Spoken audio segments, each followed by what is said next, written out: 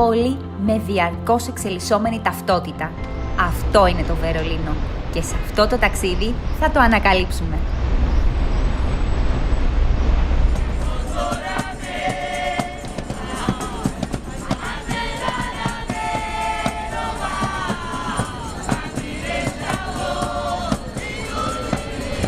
Οι Βερολινέζοι λένε ότι σε κάθε γωνιά του το Βερολίνο μπορεί να θυμίζει τη Γερμανία, αλλά δεν είναι Γερμανία. Είναι ίσως η πιο σύγχρονη ευρωπαϊκή πρωτεύουσα. Η Alexanderplatz αρχικά ονομαζόταν Πλατεία των Βοδιών. Οι ντόπιοι βέβαια, για συντομία, αποκαλούν την πλατεία αλλά και τη γύρω περιοχή Άλεξ. Στην Alexanderplatz συναντάμε το ψηλότερο κτίριο του Βερολίνου. Από εδώ η θέα είναι πανοραμική και η πλατεία μοιάζει με γήπεδο.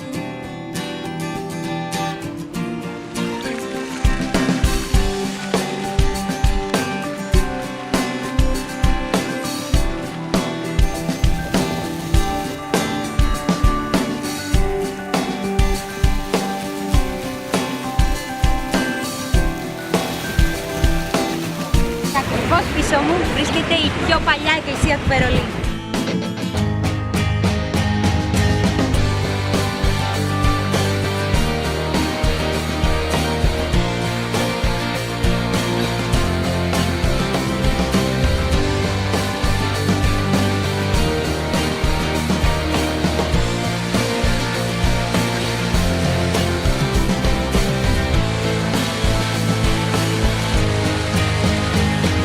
Τελικά, όπου κι αν πας, πάντα συναντάς κάτι από Ελλάδα.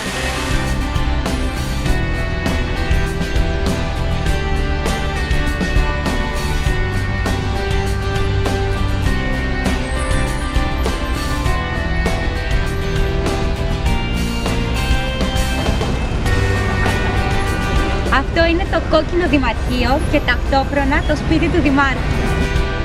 Οι περισσότεροι νομίζουν ότι υπάρχει κάποιος ιδιαίτερος λόγος που ονομάζεται Κόκκινο Δημαρχείο. Στην πραγματικότητα όμως, το όνομα του Δημαρχείου οφείλεται στο γεγονός ότι η πρόσωψή του είναι κατασκευασμένη από κόκκινα τούβλα. Τόσο απλό.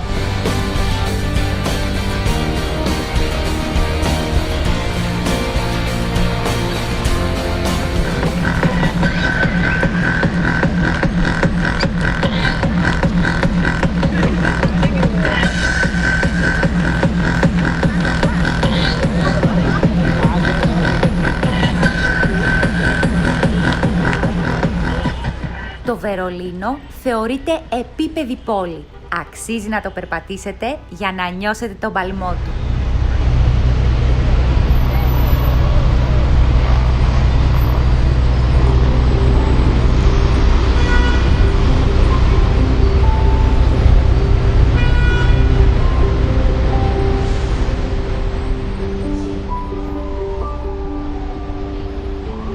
Ο ποταμός Πρέ διασχίζει το Βερολίνο.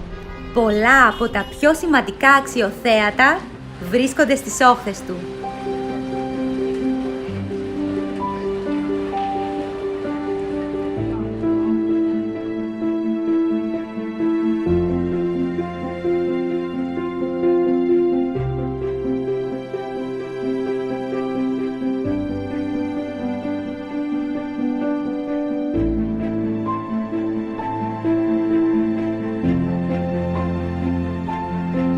Κάνοντας μια μίνι κρουαζιέρα στον ποταμό Σπρέ, θαυμάζουμε όχι μόνο την αρχιτεκτονική, αλλά και την κουλτούρα του σύγχρονου Βερολίνου.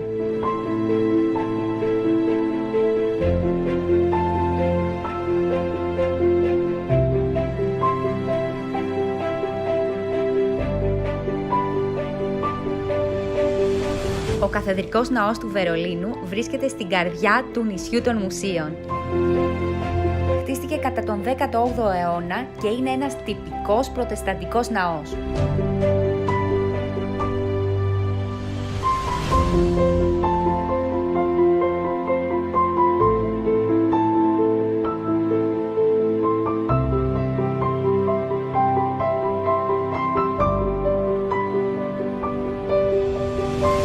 Όταν ο καιρός είναι καλός, οι Γερμανοί δεν χάνουν ευκαιρία να κάνουν πικνίκ δίπλα στο ποτάμι.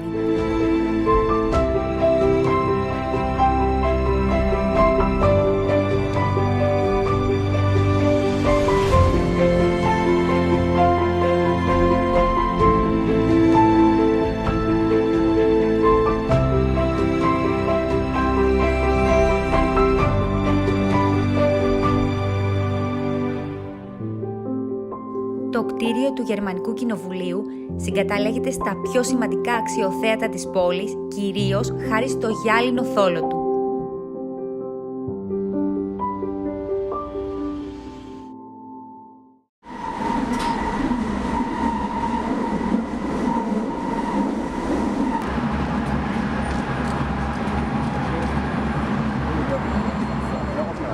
Sonst gibt es hier keinen Blumenladen. Dankeschön. Bitte sehr.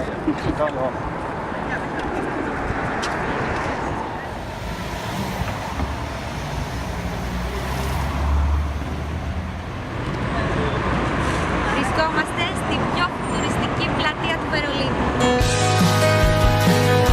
Η Friedrichstraße είναι από τις μεγαλύτερες εμπορικές οδούς στο κεντρικό Βερολίνο. Κατά το Δεύτερο Παγκόσμιο Πόλεμο είχε υποστεί πολλές καταστροφές, αποκαταστάθηκε όμως πλήρως το 1990.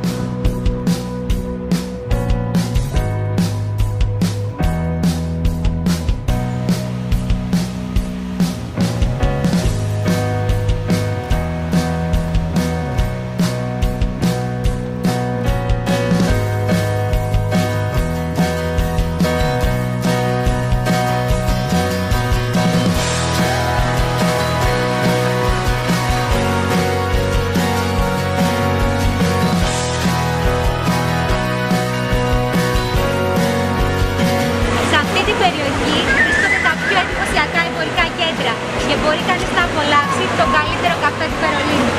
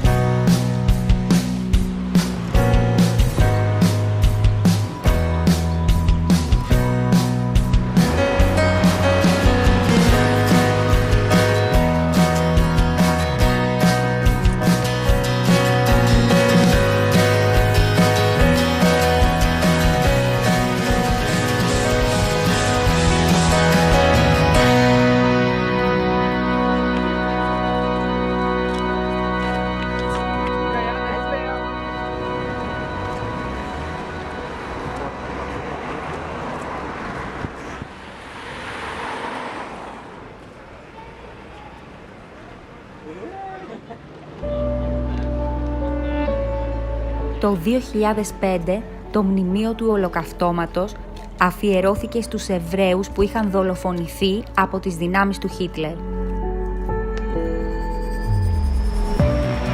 Δεν υπάρχει καμία επιγραφή, ούτε αναφέρονται ονόματα ή ημερομηνίες.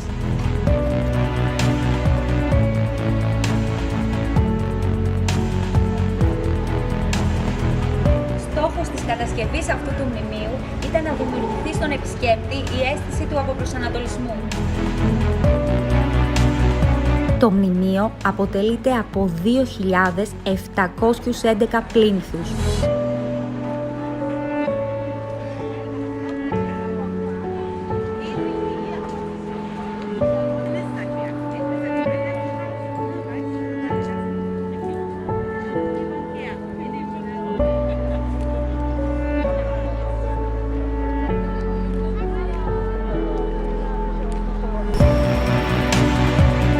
Η πύλη του Βραδεμβούργου χτίστηκε στα τέλη του 18ου αιώνα. Εδώ μπορεί να ανακαλύψει κανείς σύμβολα της αρχαίας ελληνικής μυθολογίας. Στη στέγη διακρίνεται το άγαλμα της θεάς Νίκης.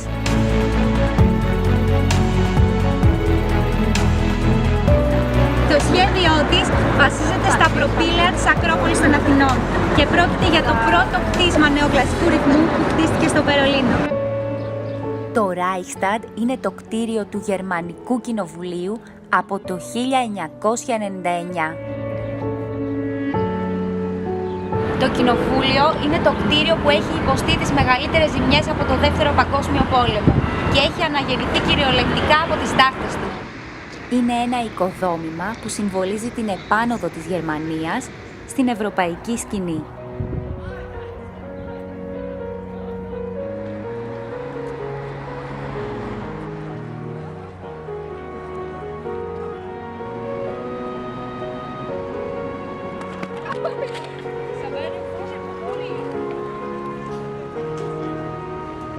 Το Tiergarten βρίσκεται στην περιοχή Mitte, στο κέντρο του Βερολίνου.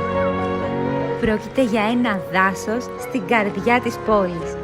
Έχει έκταση 2.104 στρέμματα. Πλανόδιοι καλλιτέχνες δίνουν μια πολύ ξεχωριστή νότα στην περιοχή.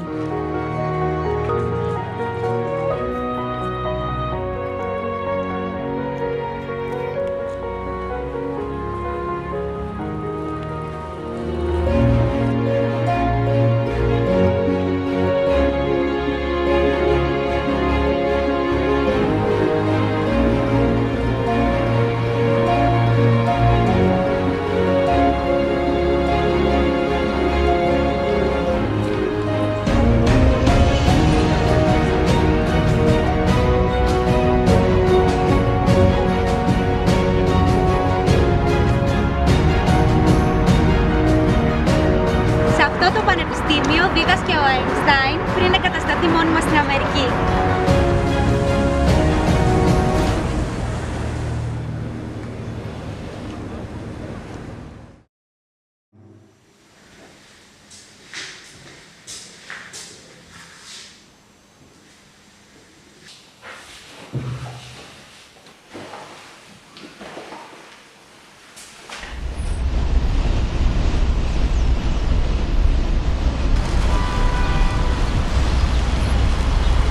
Τρίτη μέρα στο Βερολίνο και λίγο πριν πάμε για πρωινό πέσαμε πάνω σε ένα μνημείο ενθύμιο της κομμουνιστικής περίοδου.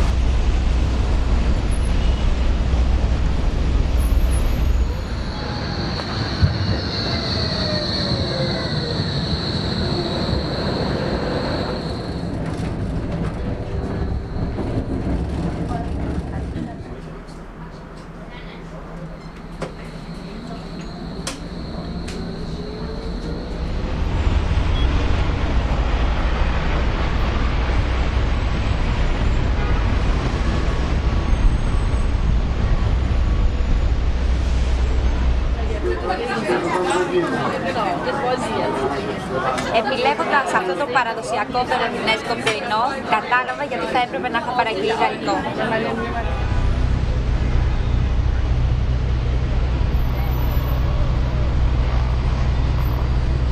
Αν σας αρέσουν τα πρωτότυπα ημιτρία, μη χάσετε την ευκαιρία να επισκεφτείτε το Aquadome.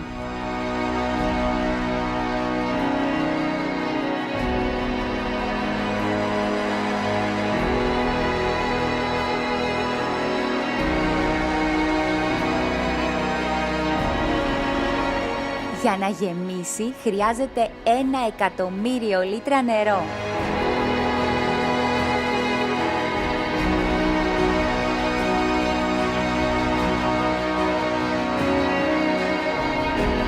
Στο ενιδρίο μπορούμε να θαυμάσουμε πολλά είδη ψαριών, όπως και εντυπωσιακά σαλάχια και υπόκαμπους.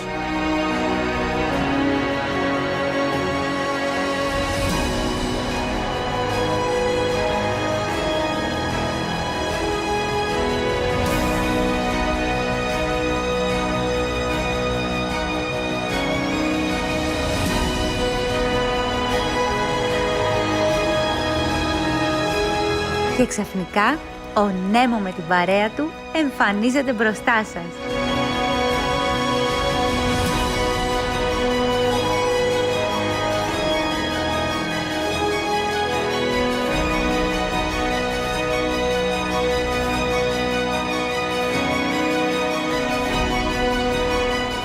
Το ύψος του Aquadome είναι 25 μέτρα και λειτουργεί ως ασανσέρ.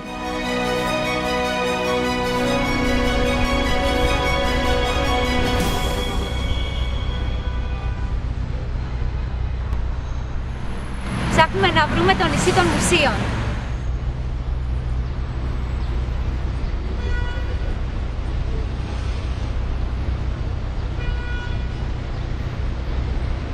Στη διαδρομή για το νησί συναντήσαμε τον Μάρξ και τον Έγγελς.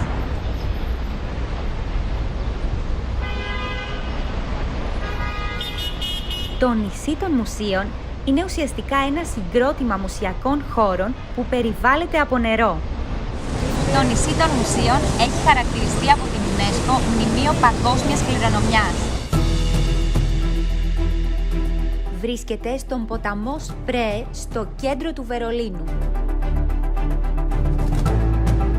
Το νησί των Μουσείων κατασκευάστηκε κατά τη διάρκεια της εξουσίας Πρώσων βασιλέων.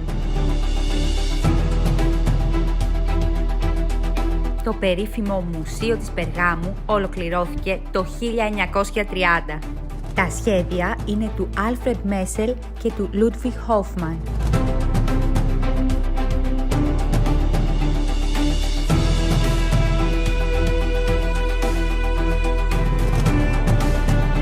Το όνομά του το έχει πάρει από το βωμό της Περγάμου, που βρίσκεται στην κεντρική αίθουσα.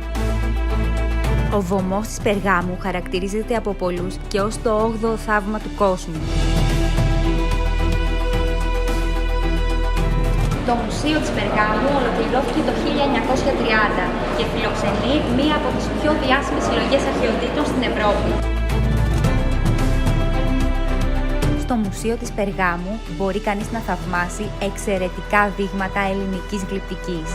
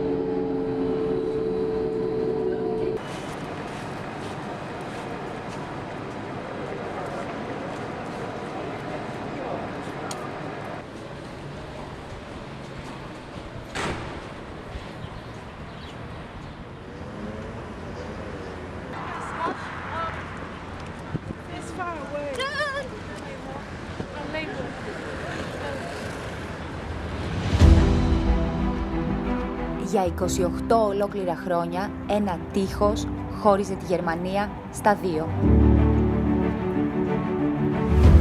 Κάποτε αυτό ήταν το τείχος της ντροπής για τους Γερμανούς. Σήμερα όμως έχει μετατραπεί σε μια πολύ ωραία υπαίθρια γκαλερία έργων τέχνης. Υπήρχαν 20 φυλάκια και 302 παρατηρητήρια.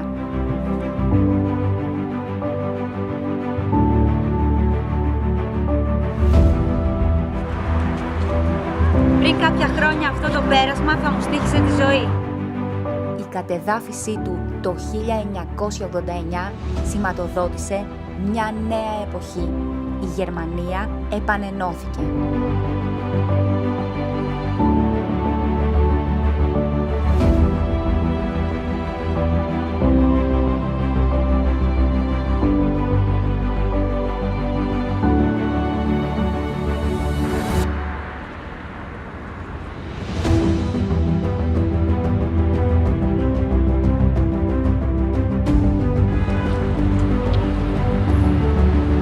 Κάπου εδώ τελειώνει το τείχος που χώριζε τη Γερμανία για 28 ολόκληρα χρόνια. Αποχαιρετώντας το Βερολίνο, νιώθουμε ότι όχι μόνο κατάφερε να αναγεννηθεί από τις τάχτες του, αλλά έγινε η πιο ζωντανή πρωτεύουσα της Ευρώπης.